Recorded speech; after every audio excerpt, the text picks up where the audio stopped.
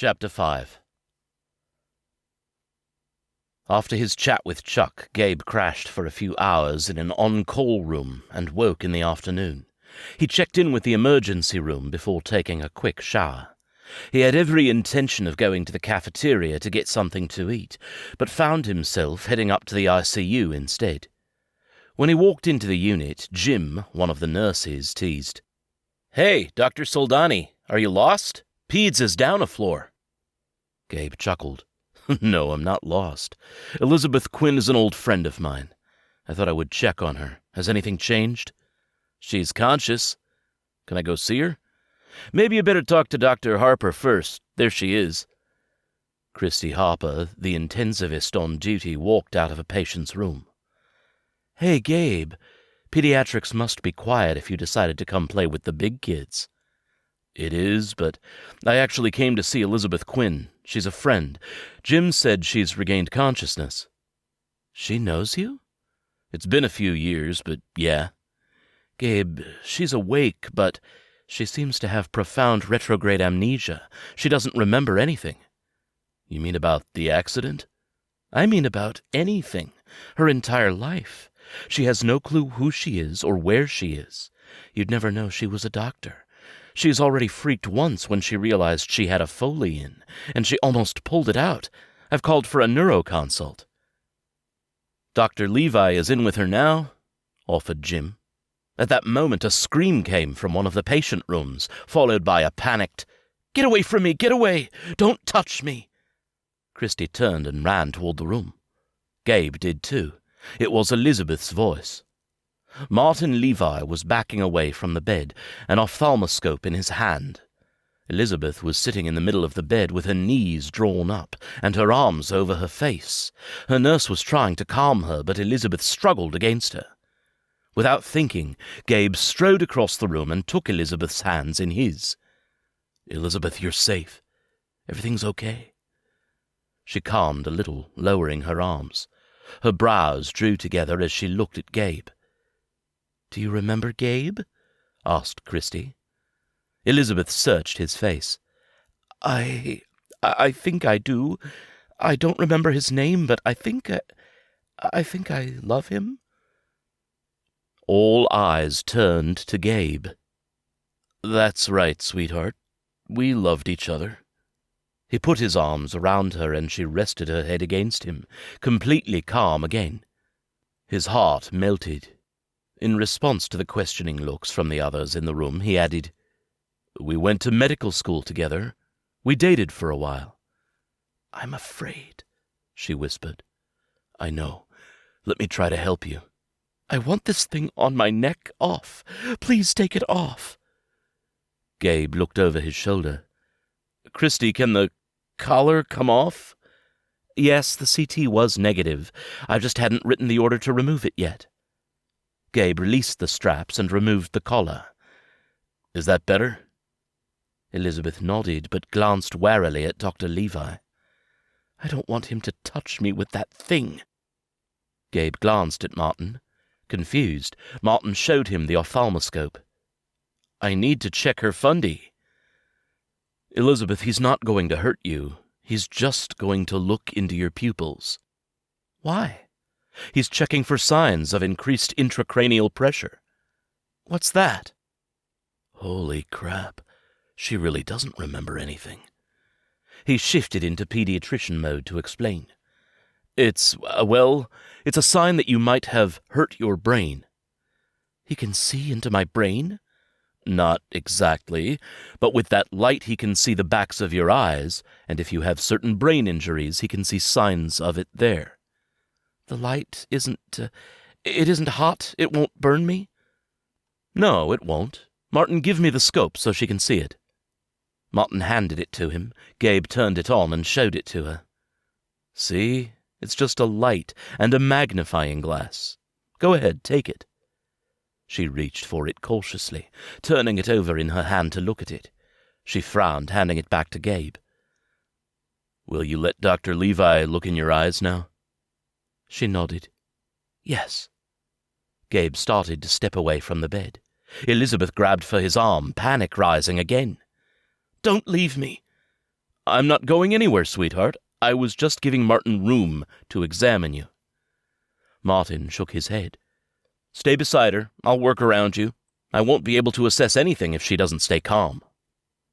Martin checked her eyes and went on to do as complete a neuro exam as possible. Gabe explained everything that was being done. When Martin finished, he said, Everything seems to be normal. Dr. Quinn, I'm going to ask you some questions. What is this? He pointed to the bed. A bed. Yes, and this? He pointed to the curtain. A curtain?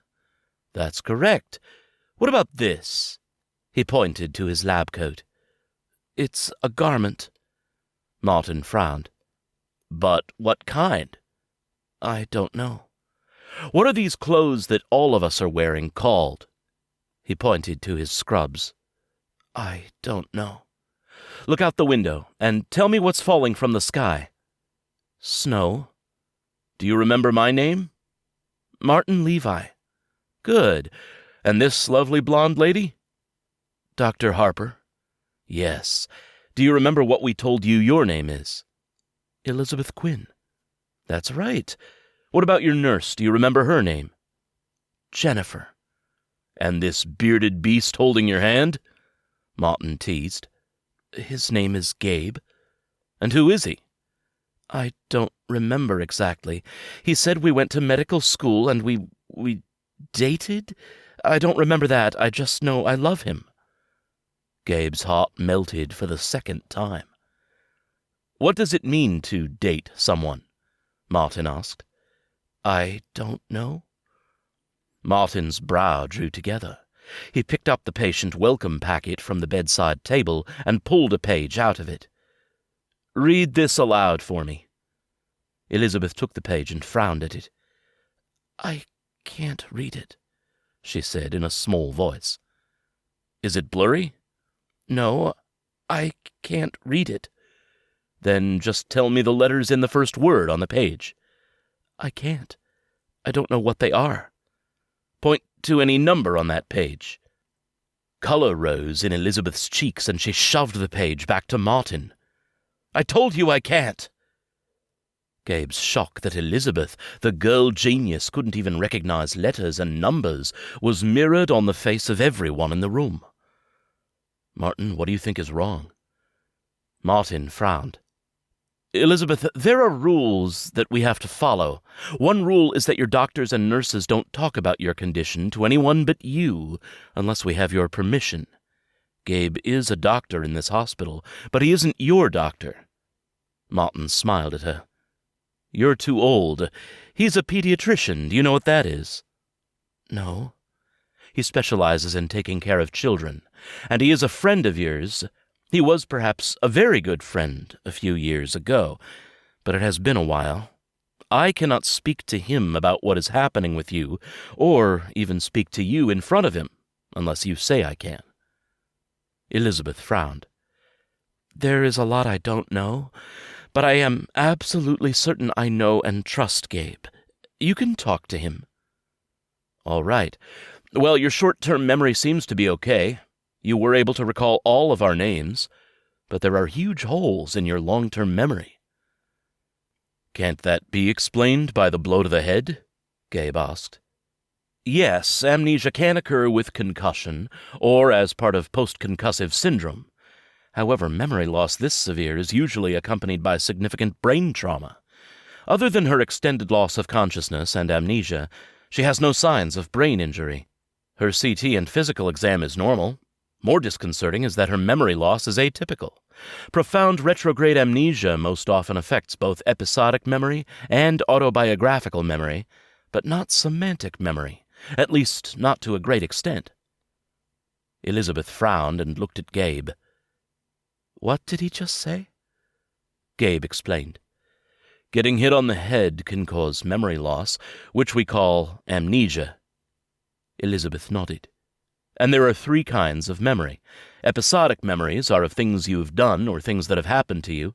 Autobiographical memories are details about who you are, like your name and birth date. It is common to lose these kinds of memories with amnesia. Elizabeth nodded, appearing to understand. The other kind of memory Martin mentioned is semantic memory. Language is part of semantic memory, as is the ability to recognize familiar objects and know what they're used for. Most people with amnesia don't lose much semantic memory. You were able to correctly identify the bed, the curtain, and snow, and you associated light with heat. Those are semantic memories. But you panicked when Martin wanted to look in your eyes. Not recognizing the device he was using is an example of semantic memory loss. Not knowing that the clothes we are wearing are called scrubs, or that this is a lab coat, he motioned to the one he wore, is another example of semantic memory loss. These are the standard clothes worn by doctors and nurses who work in hospitals. You would have known that from childhood because your father is a doctor. Martin nodded. Not being able to read or even recognize letters and numbers is another example of unusual semantic memory loss. These deficits are extremely rare and hard to explain without any evident brain damage. Elsie looked at the 4 people in her room. It was all overwhelming. She knew exactly why she couldn't remember certain objects or even letters and numbers. She had never seen those objects before, and she had never learnt to read, but she couldn't tell them that. What surprised her was that she remembered Gabe. Gertrude had said she might experience some of Elizabeth's strong memories from time to time, but strong didn't begin to describe it. The moment Gabe had touched her and she saw his face, images of him, younger and in a different place, flashed through her mind. Somehow it was more than simply remembering his appearance. She felt a sense of connection that was instant and profound. She remembered his touch, his laugh, his embrace, his kiss. It was as if these things were all written on her heart and were as familiar to her as her feelings for Geordie. But even those paled now in comparison. She had only just begun to experience first love with Geordie. At least she thought it was love. She had wanted more, and believed his feelings were as strong for her. Still, part of her feared loving him too much, and perhaps losing her heart to someone who was destined to move on. But if her love for Geordie had been like the warm glow of a gently crackling fire, what she felt for Gabe was as intense as the heat of a blacksmith's forge. She knew instinctively that he was infinitely important to her, and her heart was bound to his. She looked into Gabe's eyes. She was afraid, but she found strength there. "I don't understand anything that's happening." Gabe caressed her cheek. "I know you don't. If it makes you feel any better, we aren't sure what's happening either. But we are going to try to find out. Martin, could something have been missed on the CT? Yes, sometimes CT scans taken the day of injury are negative, and an MRI performed later reveals the problem. For that reason, we will do an MRI, maybe tomorrow, unless something changes. But even if there is a small amount of damage that the CT missed, I'm having trouble believing it's causing this massive deficit." "So what are you thinking?" asked Gabe. "A fugue precipitated by the physical trauma." Again, Dr. Levi was supposedly speaking English, but every time he opened his mouth, Elsie didn't understand most of what he said. "What does that mean, Gabe?" Gabe smiled at her. "It means you have amnesia that isn't caused by a brain injury, but it happened because of the accident." "That's actually good news," said Dr. Levi. "Fugues don't usually last long, and most of the time are completely reversible." She frowned at him. Dr. Levi chuckled. "I'm sorry. That means you'll probably get all of your memories back soon." That was convenient. When she and Elizabeth switched souls again, a memory return would be expected. Dr. Levi turned to Dr. Harper. "She is completely alert and stable. I don't think she needs to remain in the ICU. I'll admit her to a neuro step-down unit and keep her under observation. I'll also request an ortho consult to take care of her arm." Christy nodded. "Jennifer, go ahead and remove the Foley, and let's get her something for pain." Jim poked his head in the room. "Dr. Harper, Dr. Quinn's father, Dr. James Quinn, is on the phone for you." "Elizabeth, may I speak to your father about your condition?" Elizabeth frowned and looked at Gabe. They have to ask if they can speak to my father? Is my father here? Christy shook her head. He isn't here, he's on the phone. Maybe you would like to talk to him. But you said he isn't here. This was all so confusing. Tears welled in her eyes. I don't know what I'm supposed to do. Gabe, what am I supposed to do? Sweetheart, do you remember what a phone is? No. It is a way of talking to someone who's far away. Your father is worried about you and wants to know you are okay. But just like you had to give your permission for Martin to talk to me, you have to give Christy permission to speak to your parents. Do you understand? Why would this be necessary? They were her parents, weren't they? In her time, if she had a father, she would have belonged to him. He would be the one to tell her what she could and couldn't do. She shook her head. No, I don't understand. What should I do? You have to make the decision, Elizabeth. You are an independent adult and free to make your own choices, but your parents will be very worried about you. If you don't want Dr. Harper to speak to them, you should. Oh, dear God, no. I don't want to. I don't know what a phone is. I don't know what to say. I don't know them. Dr. Harper, you can speak to them. All right, I will. Martin, you should be on the call, too. He nodded and left with her. Jennifer smiled. I'm going to bring you something for pain. Then I'll take the Foley out. When Jennifer left, Elsie lowered herself onto the pillows and closed her eyes for a moment. For some reason, she wanted to cry. That wasn't like her. She had cried out all of her tears long ago. She took a deep breath to try to regain some control. She needed to focus on the present and keep things together until she and Elizabeth could trade places again. Something for pain would be good. I've never felt like this. It hurts to simply breathe. Gabe caressed her cheek. You were in a bad accident. On top of having broken ribs and a broken arm, you have lots of scrapes and bruises. The pain medicine will help. What was the other thing she said? She's going to take out your Foley. What is that? It is the tube going into your bladder. Oh. That had terrified her when she first became aware of it. I don't like it here. He smiled. But this is the best place to be, until you're better. She hadn't just meant this hospital. She wanted to go home to her own time as soon as possible. For an instant she considered saying the word. No, you can't do that. Elizabeth needs time. Jennifer returned. Since you are awake and alert, Dr. Harper wrote for oral oxycodone. She's also ordered a regular diet, so I brought you some graham crackers and apple juice. Sometimes oxycodone can make you queasy, but eating a little with it helps. Normally, before someone gives you medication, they're supposed to ask you your full name and birth date.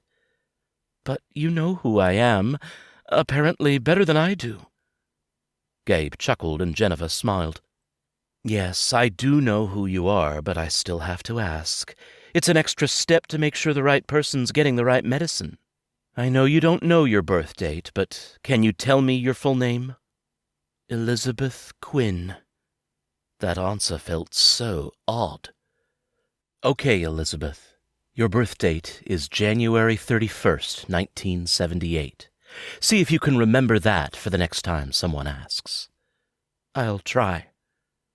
Gabe helped her sit up, and Jennifer handed her a small clear cup with a perfectly round white disc in it that was engraved with some symbols.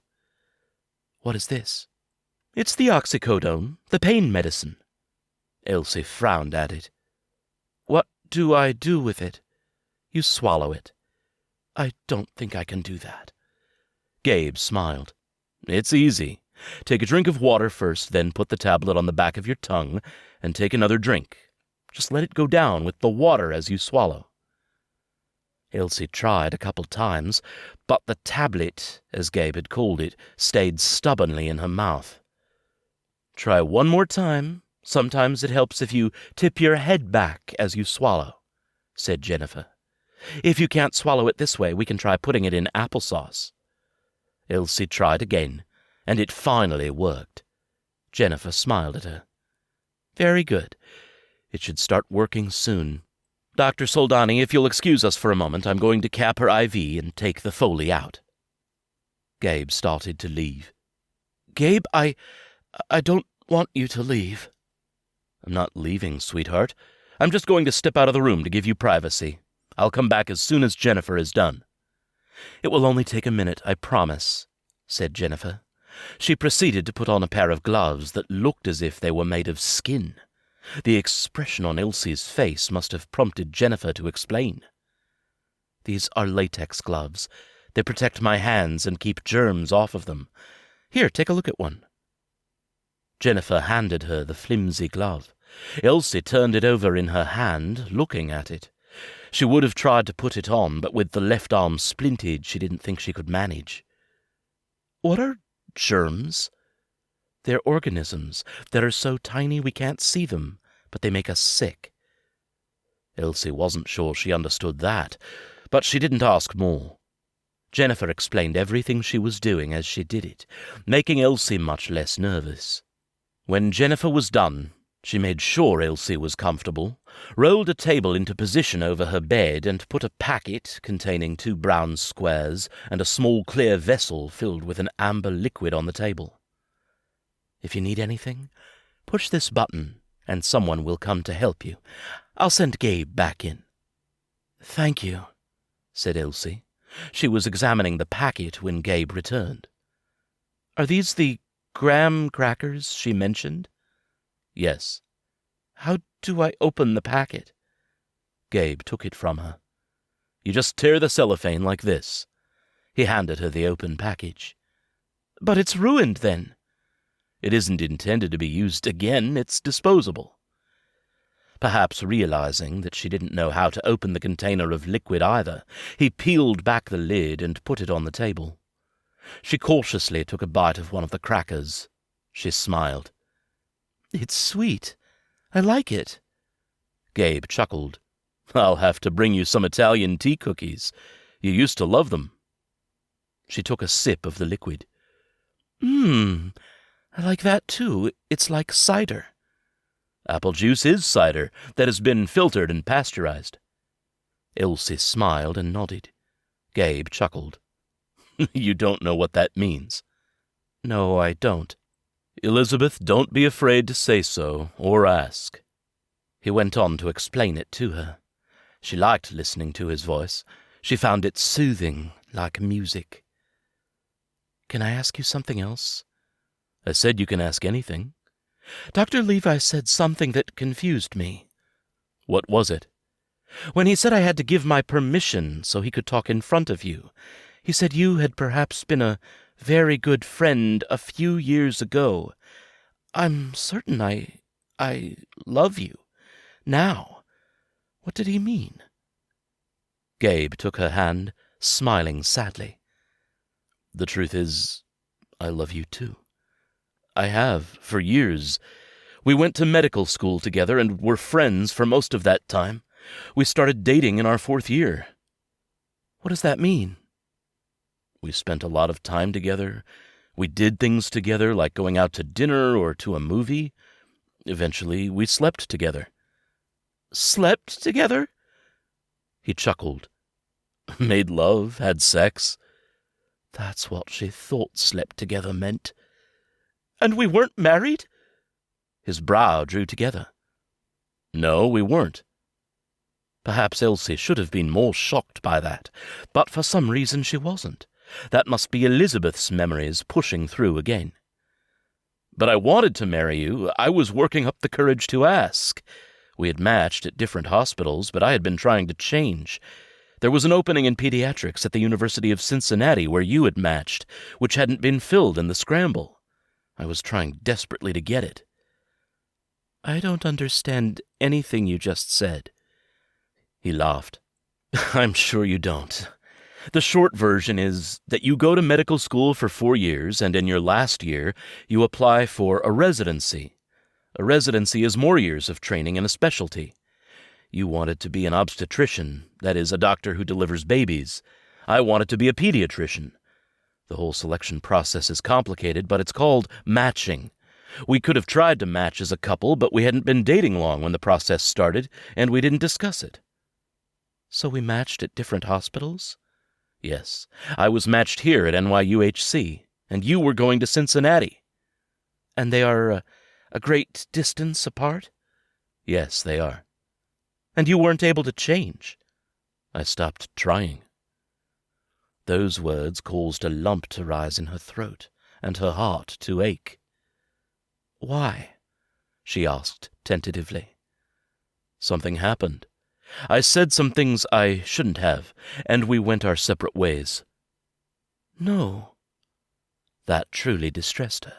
She was certain Elizabeth loved him deeply. What happened? It's a long story. Please tell me. Okay, but first you need to understand who I am. My name is Gabriel Eduardo Soldani, and I grew up in a big, working-class Italian family in New Jersey. You probably don't know exactly what that means. He chuckled. Most people don't, until they've experienced it. But family is very important. It is a defining feature of my life. I'm Natalie and Sal's son. I'm Joey, Nick, Tony, Luke, and Angela's brother. I have aunts and uncles and cousins too numerous to list. At some point or another, they can all annoy the life out of a person, but I love them. They're my world. Elsie understood that. Clan was extremely important. I didn't like your family? Elsie couldn't believe it even as she said it. No, nothing like that. You liked them and they liked you, but for some reason, you kept your family a secret. What do you mean? How could I do that? Why would I? Gabe sighed. Elizabeth, you are the only child of an extremely wealthy and important family. Your mother is Charlotte Matheson Quinn.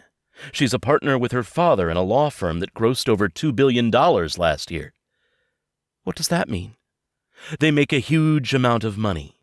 On top of that, your father is a very well-recognized surgeon, as was his father. But every time I asked you about your family, you avoided the discussion. I had no idea who you were until the day we graduated, essentially our last day in medical school, and even then it wasn't you who told me. I found out from the whispers when your family was recognized. So nobody knew? Nobody. Not even the dean of the university. When I finally saw you later that day, I was angry and hurt that you had kept this huge secret from me. I thought you must have been ashamed of me, afraid I would embarrass you. Why would you think that? Did I say that? No, you said you feared they would embarrass you. Did they? Embarrass you? Not really. They were cold and formal, nothing like my family, but they were polite. If I liked your family, maybe I was embarrassed because mine wasn't like yours. Gabe just stared at her. I guess I never thought of it that way. Did I give you any other reason? Gabe nodded. You said as long as people didn't know who you were, you could just be ordinary. But as soon as they found out, everything changed. At the time, I just couldn't understand why you would keep your family a secret. Like I said, my family is so much a part of who I am that I felt like you were hiding yourself from me. You said your family was not your identity, but I couldn't believe that. I said goodbye to you and left. Elsie's heart broke. She was so certain they loved each other. Well, she was certain she felt Elizabeth's intense love for him. A tear slipped down her cheek, the first one she'd cried in years. I'm sorry, Gabe. This sense that I know you and love you is the only thing that feels real to me in this place. I thought... Oh, sweetheart, I do love you. I told you that. It's just that it took me a while to actually realize how much I loved you and how little that argument had meant. But it had happened at a crossroads in our lives, and we had already gone our separate ways. It was too late. Or I thought it was. Maybe this is our second chance. Maybe we can figure this out. Elsie sighed. She was absolutely certain Elizabeth still loved him. I hope so. I'm willing to believe God's blessings come in unexpected ways. That was true. Not only had Elizabeth saved Elsie's life by choosing to exchange souls, she was in a place where she could use her knowledge to help Lady Mackenzie. Elsie had no such skills, and had been certain she had nothing to offer Elizabeth or anyone else in this century. Perhaps this is what she could do for Elizabeth. Elsie could bring her close to Gabe again, so that when she returned, Elizabeth would have this lost love in her life once again. Then Elsie would go home to the man she was beginning to love, and make sure they never parted.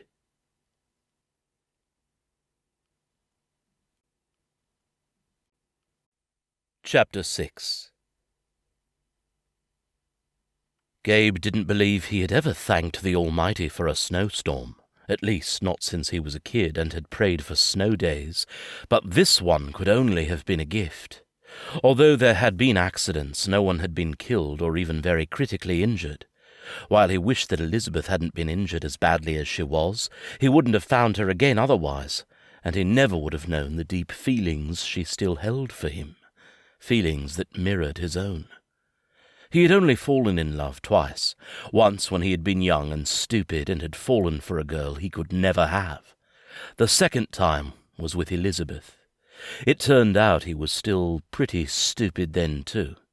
When Elizabeth, suffering profound amnesia, had not only recognized him, but said, "I think I love him," he had prayed this was his second chance with her. He wasn't going to blow it. She was alone and frightened, and she needed him. He would be there for her. Dr. Sweeney had only called Gabe in as backup. Things were quiet now, so in the brief time Gabe had left Elizabeth to Jennifer's care, he'd received clearance to sign out. He would have the next 6 days off. Christy Harper returned after she had spoken to Elizabeth's father. "Elizabeth, your parents are very concerned about you. Your father would have liked to speak with you, but I told him you weren't really up to talking. They will be coming up from Baltimore as soon as possible, but I doubt that will be before tomorrow morning." "Is Baltimore far?" Christy shook her head. "No, about 200 miles. 200 miles? How long will the journey take?" "Under normal conditions, without traffic, a little over 3 hours. But in bad weather it could take much longer." Elizabeth looked a little amazed and very happy, but said nothing. "Dr. Levi has written orders, and there is a bed available in the neuro step-down unit, so we will transfer you there shortly. I think Jennifer was trying to get a dinner tray sent up for you in the meantime." The tray arrived a few minutes later. Elizabeth's brows drew together. She cautiously explored the contents. The first item to draw her attention was a white bowl of some sort with a lid. "What is this bowl made out of?" "It's called styrofoam. It keeps things warm or cool. Take the plastic lid off. There's soup in it. Sadly, it may be the best thing on the tray. Hospital food isn't usually very good." She tasted a spoonful of the chicken noodle soup and smiled. "I like this. But what are these slippery worm-like things?" "Those are noodles. I like them. Wait until you try my mom's homemade pasta. That's another word for noodles. You used to love it." "If it's even better than these, I'm sure I still will." When she finished the soup, she removed the cover from the plate. "What is this?" "Chicken, rice pilaf, and green beans." She scooped up a little rice with her spoon, tasting it. "Since those things are green, this must be rice pilaf? It isn't bad." "You don't remember rice?" "No, what is it?" "Rice is a grain." She nodded. "Like barley?" "Yes, like barley." She tried to scoop up a green bean with her spoon. "It'll be easier to pick them up with your fork." She picked up a utensil.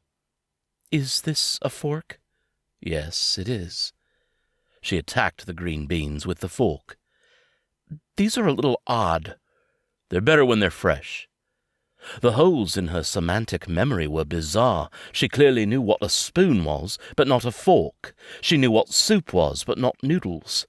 She didn't know what rice was, but she understood that it was a grain and compared it to barley. She had eaten a few bites of everything when she looked up at him. I don't feel right." Gabe became immediately concerned. "What's the matter? Are you having any trouble breathing?" "No, it isn't that. I feel sleepy and a little light-headed." He smiled. "The pain medicine you took is starting to work. It has that effect on most people. How's your pain?" "It's better, and I'm thankful for that, but I don't think I like feeling like this." "We'll talk to your doctor about it." His puzzlement only grew when they were finally ready to transfer her from the ICU. She had no memory of elevators, and as they rode in one, she had a death grip on his hand that might have been appropriate on a roller coaster. In fairness, Elizabeth didn't like roller coasters either. When she was settled in the new room, the oxycodone made her even drowsier. "This bed is nice." "Really? Most people don't find them overly comfortable." "I'm having trouble staying awake." "Then don't. You need plenty of rest anyway." "You won't leave?" "No, I won't." Gabe moved the recliner closer to the bed and took her hand. She held on tightly. "I'm sorry I'm not braver. I will try harder, but everything here is so peculiar, and I don't like to be alone. It scares me." "I won't leave you alone, and you've nothing to be sorry for. I know how disorienting it is to be in a strange place, and I understand that you're afraid. Everything will be okay, sweetheart."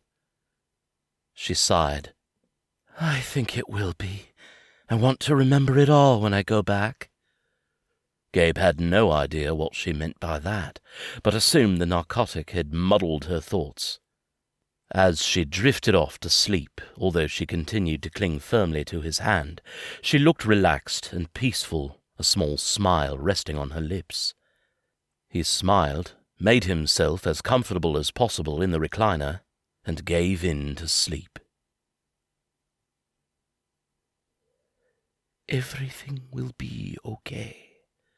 Elsie wasn't sure why she so firmly believed that. The events of the day were almost too much to comprehend. At first it seemed to be a dreadful nightmare, but now she was opening herself to the adventure. What had changed? She smiled as she realized two things that helped her embrace this opportunity. First was Gabe. Not only did she feel safe when he was with her, she felt a sense of completeness she had only just begun to experience with Geordie. Elizabeth was a lucky woman, but Elsie believed the same depth of emotion would be hers as well when she returned to the man she was beginning to love in her own time. The second thing was the chance to experience the love of a family again. Perhaps it was silly. After all, she'd lost her mother and father so long ago, and she was a grown woman now. But the chance to feel the loving embrace of parents once more was beyond enticing. Until recently, Elsie had existed in a world filled with duty and perhaps kindness, but not love. Today had been more frightening and overwhelming than anything she had ever experienced. But even in all its strangeness, a part of her was excited by the possibilities the next few days or weeks held. As she drifted off to sleep, holding Gabe's hand, she knew she had been given an extraordinary gift. She would partake freely. Several hours later, Gabe woke as people came into the room. He opened his eyes to see Elizabeth's parents. "Who are you?" her father asked. Gabe stood but didn't let go of Elizabeth's hand. "Good evening, sir. I'm Dr. Gabriel Soldani." "I remember you. You went to medical school with Elizabeth. You were the only friend she introduced us to the day she graduated," said Elizabeth's mother. "Yes, we're friends. It's nice to see you again. We weren't sure you'd be able to get here before morning." "As soon as the storm stopped, we flew by helicopter," explained Mrs. Quinn. Dr. Quinn frowned. "Don't you think it's a bit unseemly for a doctor in this hospital to be sitting holding my daughter's hand while she sleeps?" The conversation was evidently penetrating Elizabeth's slumber. She blinked and looked around as if trying to get her bearings. I am a pediatrician, Dr. Quinn. I'm only here as a friend. Well, we're here now, you can leave, said Dr. Quinn. Wide awake now, Elizabeth's jaw dropped. No, she said vehemently, re-establishing her death grip on his hand. I don't want him to leave. Who are you, anyway? I'm your father, Elizabeth. We're going to have you transferred to Hopkins. We'll go by helicopter tonight. Elizabeth couldn't have looked more shocked. You're my father? I want to stay here. She looked scared. Don't be ridiculous. You'll come with us to Baltimore. She turned terror-filled eyes to Gabe. I don't want to do that. She glanced again at her father before asking Gabe, Is what Dr. Levi said true? Do they need my permission to do this? Yes, but, Elizabeth, your parents are worried about you. Your father is on staff at Hopkins, so I'm sure he would be more comfortable with you there. But they need my permission. Yes. Then I don't give it. I want to stay here. She looked at her father. Please don't ask this of me. I don't know you yet. You don't know anyone, said her father. I know Gabe. Darling, we know your memory is foggy, but we only want what's best for you, said her mother. Is there something at this place, this Hopkins, that is certain to bring my memory back? Her father stood, clenching his jaw, but her mother said, Of course not, but it is a stellar hospital in Baltimore, close to home. I thought I lived in a place called Cincinnati.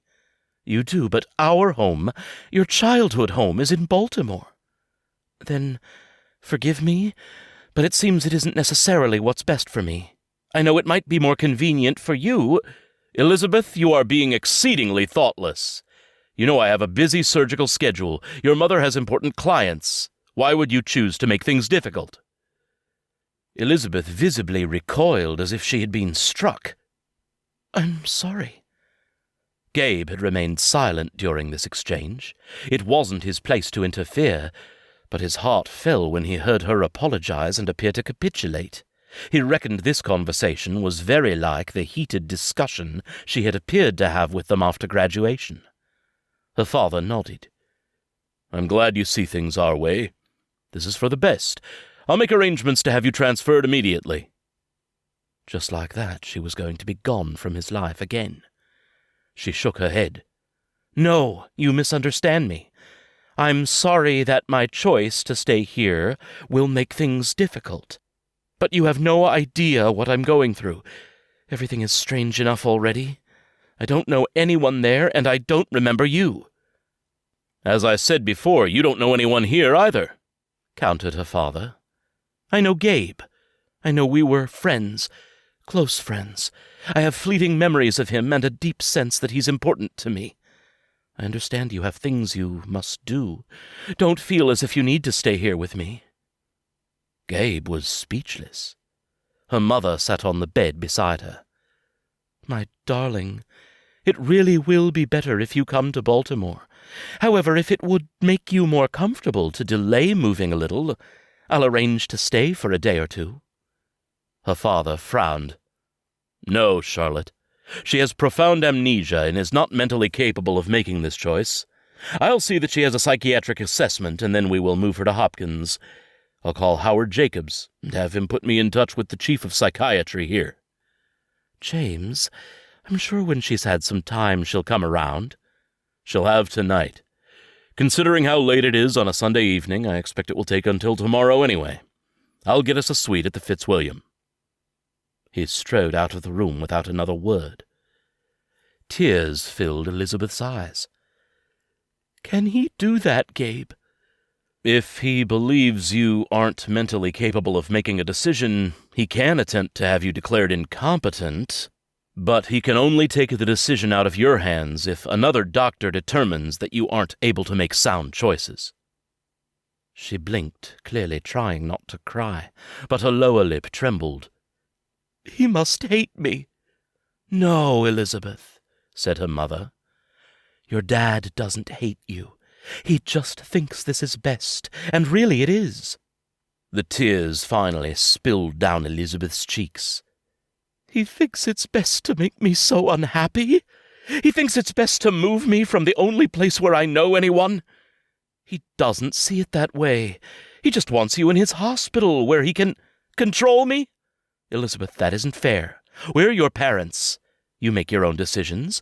We're only advising you on what is prudent. Surely you understand that. If I make my own decisions, then I should be able to make this one. Elizabeth's mother patted Elizabeth's hand. No one is going anywhere tonight anyway. Rest, and perhaps you'll feel differently in the morning. Her mother kissed her forehead and left the room. Elizabeth watched her leave, and then started to sob. Oh, sweetheart, please don't cry. Gabe didn't know what to do, so he instinctively lifted her into his arms and sat on the recliner, cradling her on his lap and against his chest. I never cry, she said between sobs, but she wrapped her arms round him, continuing to weep. He whispered soft, soothing words, trying to quiet her sobs. A nurse came into the room. Goodness, what's the matter? Elizabeth continued to cry, so Gabe explained. Her parents were here. Did she recognize them? No. Is that why she's upset? No. Her father's on staff at Johns Hopkins. He wants her transferred there, and she doesn't want to go. Well, she's an adult. She doesn't have to go, and you shouldn't push her into it. I'm not the one pushing her. When she told them she wanted to stay here, her father said he would have her evaluated by psych and declared incompetent. No. The nurse's tone was incredulous. She sat on the bed and rested a hand on Elizabeth's shoulder. Dr. Quinn, don't let this upset you. A lot of things have to happen before anyone can make you do anything. Really? Yes. And Elizabeth, if your father gets his way, I'll go to Baltimore to be with you there. He felt the tension leave her body. You will? Of course. I know you're afraid. I won't leave you. She sighed and rested her head against his chest. The nurse smiled. Try to calm down a little now. I'll be back in a few minutes to take some vitals. Are you having any pain? Elizabeth nodded. Then I'll bring some pain medicine too. She nodded again. I don't like the way it makes me feel, but I am hurting a lot. When the nurse left, Elizabeth snuggled against Gabe's chest again. He rested his cheek on the top of her head, content just to hold her. I wish I could sleep here. Gabe chuckled. So do I. But it's probably better if we tuck you into bed. Can you stay here all night? Yes, I'll stay right here in this chair. Thank you, Gabe. Elsie's disappointment in the callous way Elizabeth's parents, particularly her father, treated her was shattering. But as she regained control, it occurred to her that the ability to make her own choices was a heady power, so much so that the threat of losing that right steeled her determination to prevent anyone from taking it from her.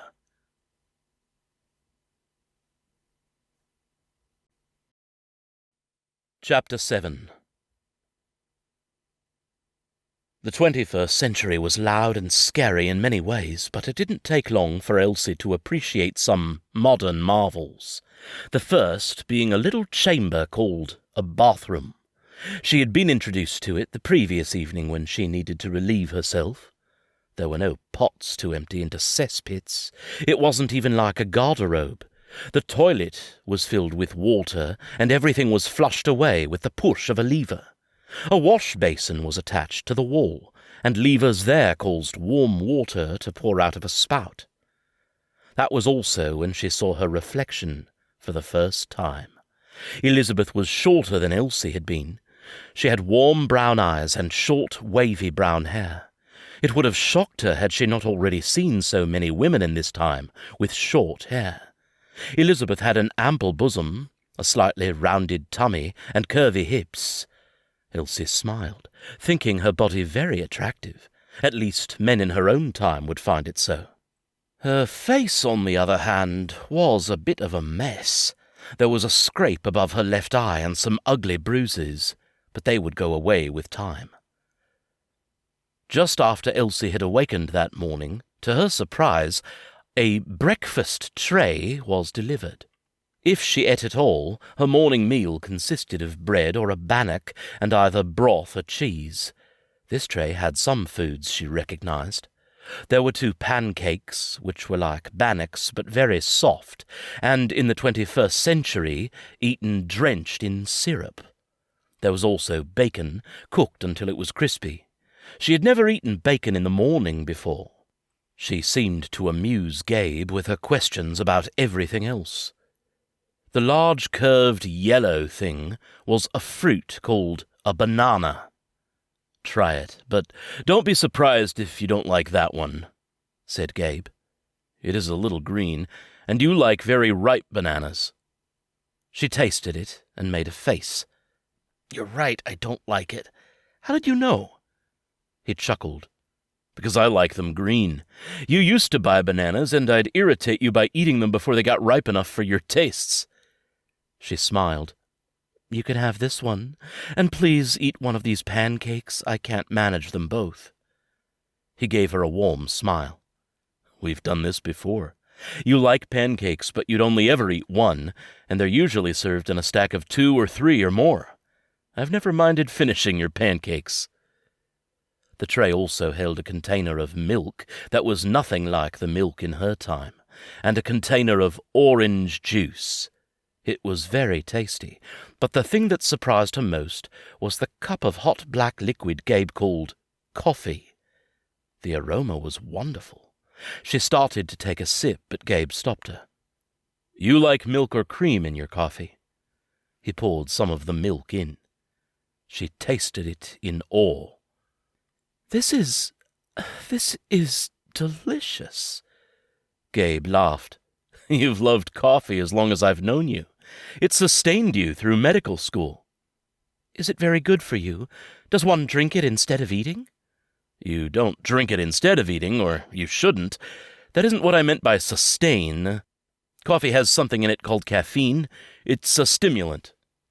At a frown, he said, "Having a cup of coffee when you're tired perks you up for a while. In medical school, we had a lot to do and didn't get as much sleep as we should have. We drank a lot of coffee." "Do you want some of this?" "No, thank you. You enjoy it, and I'll get a cup later." After breakfast, a nurse checked her vitals. Gabe had explained what they were yesterday. The nurse also removed the little tube in her arm that had been capped yesterday. "I'm going to wrap that splint and have a nursing assistant help you shower." "Shower?" "Wash up," the nurse said by way of explanation. "Dr. Soldani, you can take a break for a while." Elsie started to protest, but Gabe said, "You'll want privacy. I won't be gone long. I think I'll have a shower too." She frowned, but he added, "There's a coffee shop in the lobby that makes a great mocha. It's a flavored coffee that you love. I'll bring you one." "Okay." She was still worried that her parents might return before Gabe did, but she was determined to be brave. The hot shower was one of the most wonderful things Elsie had ever experienced. She never could have imagined how heavenly it would feel to have delightfully warm water sluicing over her body. It soothed her aches. The blow-dryer was marvelous too. Her hair was completely dry and fluffy in a few minutes. Finally, dressed in a fresh gown, she returned to bed. The head of the bed was raised, so that she was in a semi-sitting position. She closed her eyes and dozed a little. The whole experience had been very relaxing. She rested until someone entered the room.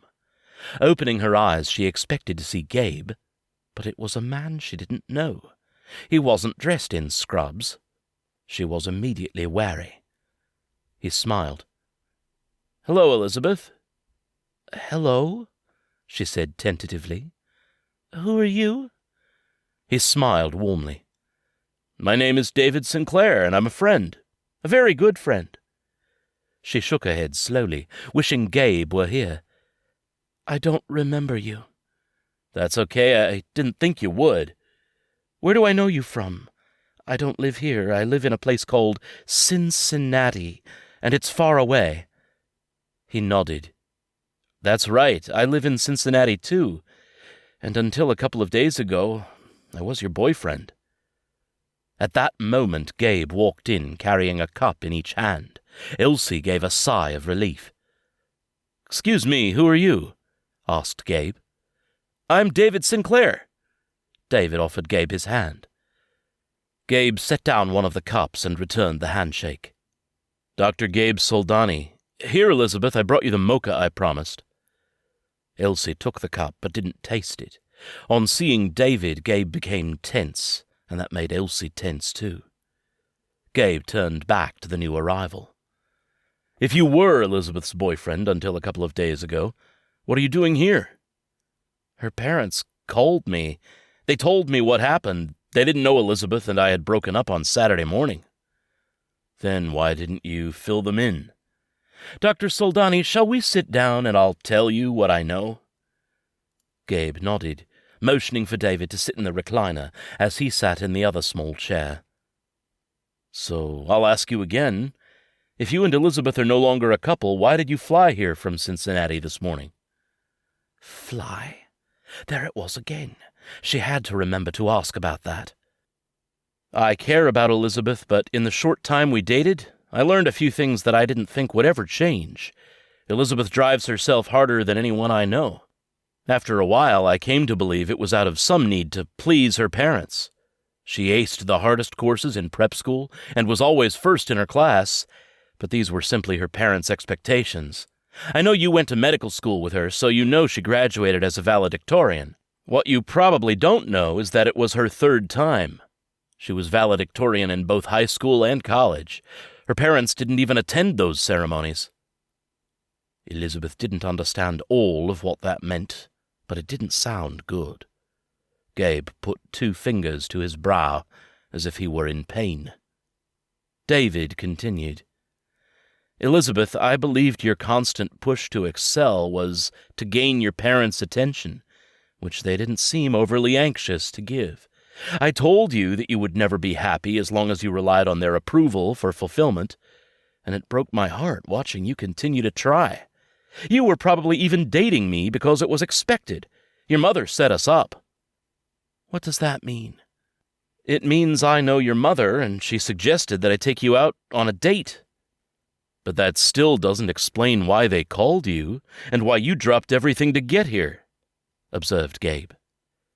"They called me for several reasons. First, they said she remembered you, and she believes she loves you. I guess they thought she might remember me. I was fairly certain she wouldn't, because I don't believe she loved me. Still, they figured if she remembered me, I could talk her into going to Baltimore." "I'm not going to Baltimore," Elsie said emphatically. To her surprise, David grinned. "Good girl. Although your parents don't know this yet, the reason I came was to support that decision." Gabe gaped at him. "Are you serious?" "Absolutely. Elizabeth, I don't think we were meant to be together, but that doesn't change the fact that I care very deeply for you. It's rather ironic that it took losing your memory for you to stand up to them. I firmly believe that had you simply been injured, you would be in Baltimore this morning, regardless of your feelings for Gabe. And as to that, you've mentioned him to me in the past, but you've never told me what happened. I always suspected you had unresolved feelings, but had simply chalked it up as a love lost. It doesn't surprise me that he is the only person you remember. So that's why I came." "Thank you, David." "It's my pleasure. One of the last things I said to you on Saturday was that I hoped someday you could work your way free of expectations and allow joy to enter your life. Maybe this fugue state you're in will open the doors for that." Gabe shook his head. Holy freaking cow. The fugue could have been brought on by this. I wondered as much. If that's the case, the last thing she needs is to be forced into something by her parents. If I need to tell all of this to the psychiatrist, I will. David turned to Elizabeth. "Now, drink your mocha. It's one of your favorite things." She took a sip and was transported. "Oh, my. That really is delicious. But can I tell you both? It's a little disconcerting that you know what I like better than I do.